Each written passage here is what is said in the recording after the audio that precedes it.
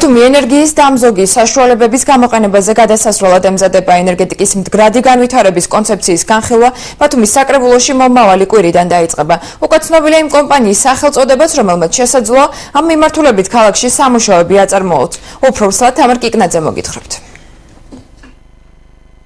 2011 წლის მერების შეთანხმების ფარგლებში ნაკისრი ვალდებულების შესრულება, რომლის მიხედვითაც 2020 წლისთვის გარემოში CO2-ის გამოყოფა 20%-ით უნდა შემცირდეს, მუნიციპალიტეტს უკვე დაწყებული აქვს, თუმცა ძირითადი კონცეფციის განხილვას, რომლის მიხედვითაც ბათუმის მერია უახლოესი წლების განმავლობაში ხელმძღვანელებს, საკრებულო მომავალი კვირიდან დაიწყებს. ენერგეტიკის მდგრადი განვითარების კონცეფცია განსახილველად საკრებულოს შეპეს ერენისიამ წარუდგინა. 2014 წელს გამოაცხადეთ ტენდერი გეგმა ღონისძიებების და მონიტორინგის გეგმის განხორციელების თაობაზე. გაიმარჯვა ორგანიზაციამ, რომელმაც წარმოადგინა რამოდენიმე დღის უკან გაფორმდა მიღება ჩაბარება, წარმოადგინა ორგანიზაციამ თავისი კონცეფციაში ასახულია დეტალურად თავისი ბიუჯეტი, თუ რა უნდა გააკეთოს ქალაქმა იმისთვის, რომ შეამციროს გამონაბოლქვის შემცირება.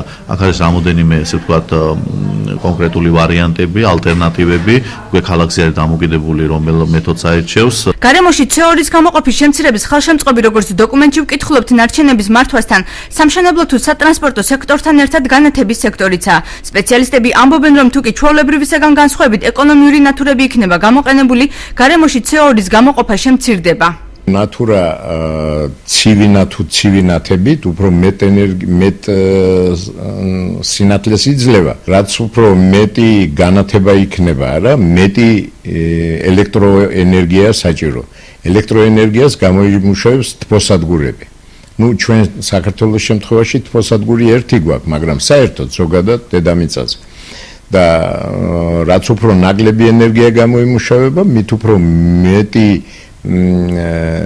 შესაძლებლობა იქნება იმისა, რომ ნაკლები დავწვათ საწვავი და ნაკლებად დავაზიანოთ გარემო. 2014 წელს ბათუმის მერიას ქალაქის განათებისთვის 2 მილიონი ლარი აქვს გათვალისწინებული. იმ შემთხვევაში, თუ კი მუნიციპალიტეტი ეკონომიური ნათურების გამოყენებაზე გადავა, მუნიციპალიტეტი გარემოს დაცვასთან ერთად სოლიდური თანხების დაზოგვას შეძლებს. გადაწყვეტილება ფინანსურად მომგებიანი უკვე აღმოჩნდა ბათუმის საზაფხულო თეატრისთვის. საზაფხულო თეატრში გადაწყვეტეთ გადასულიყავით ეკონომიური ნათურებზე, ექსპლუატაციაში დიდხანს ძლევს ეს ერთი და ელექტროენერგიას მოიხმარს ნაკლებს, თავისთავად ბიუჯეტით ნაკლებს იხდის ელექტროენერგიის გადასაღადს. ყოფილიყო ძველი ნათურები, ჯერ ერთი ექსპლუატაციაში ნაკლებს ძლევს და დანახარჯები ელექტრონათურების შეძენაზეც მიდის.